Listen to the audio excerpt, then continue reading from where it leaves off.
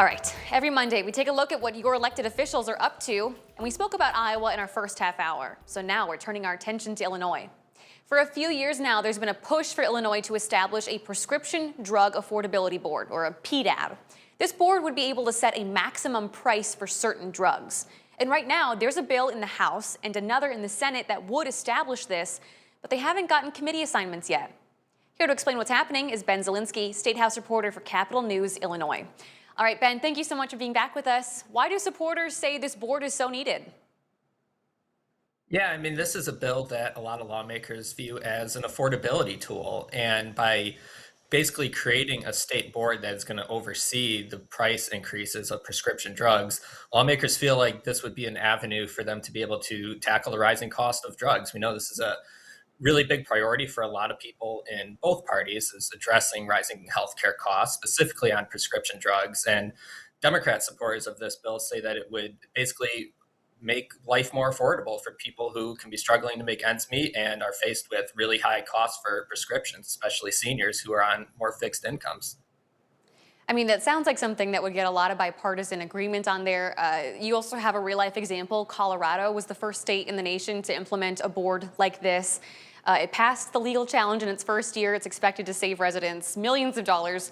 But so far, there has not been any movement on this board in Illinois. Does it sound like PDABs will have a future this legislative session? I mean, what's standing in its way?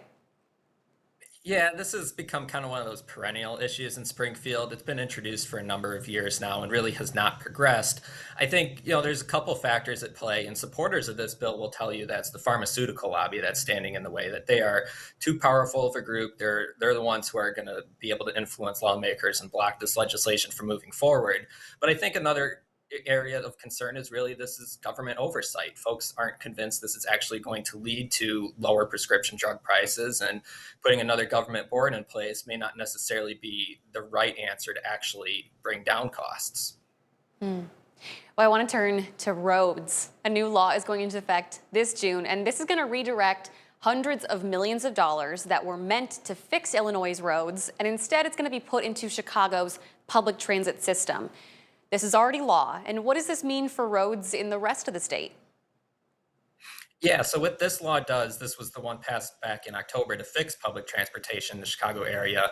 This is a law that diverts sales tax on gas sales to the road fund, which is the state's fund to control construction projects on area roads. But the problem that is now coming out of this legislation is money is being diverted from that fund into the Chicago public transit agencies.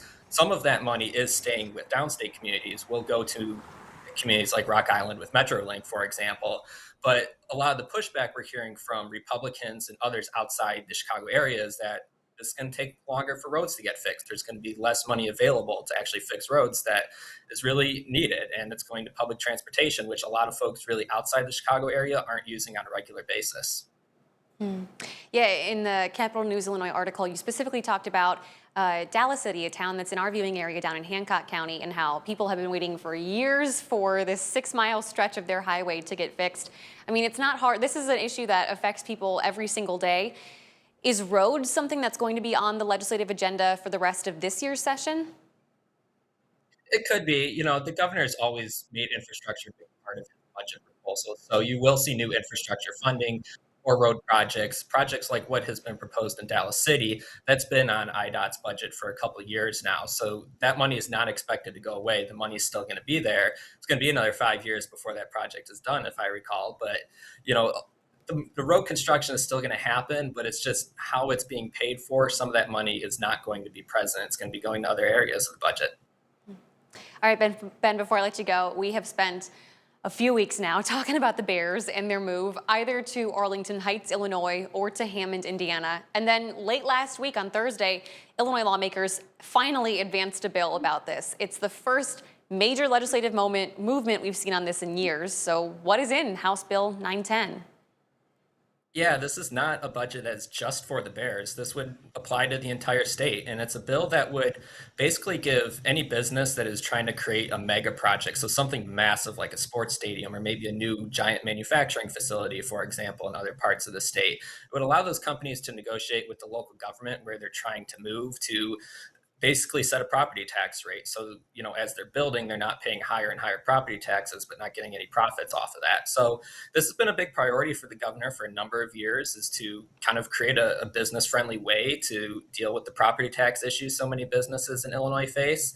But this bill still has a long way to go, I think, in Springfield, and getting enough support from lawmakers in both parties and both areas of the state. Yeah, we're talking about it's making movements within committee. It still has to be debated by the full House, by the full Senate, it has to go to the governor's desk. But right now, lawmakers in the House aren't even in session. So when could we expect to see some movement on this? Yeah, March 18th is the day the House returns, so that's the earliest day the House could vote. But basically, from what we heard in committee last week, there's still a long way to go before lawmakers actually have enough votes to even pass this legislation. Lawmakers in rural areas, suburban areas, even the city of Chicago have a lot of concerns about how property taxes would ultimately be impacted throughout the state from this legislation that would ultimately help the Bears. And Van, you'll be here to break it all down for us. Thank you so much, as always, for your time. I appreciate this. Thank you, Shelby. And for you guys at home, we have our political coverage for both states up on our website. Just click on the As Seen on TV tab.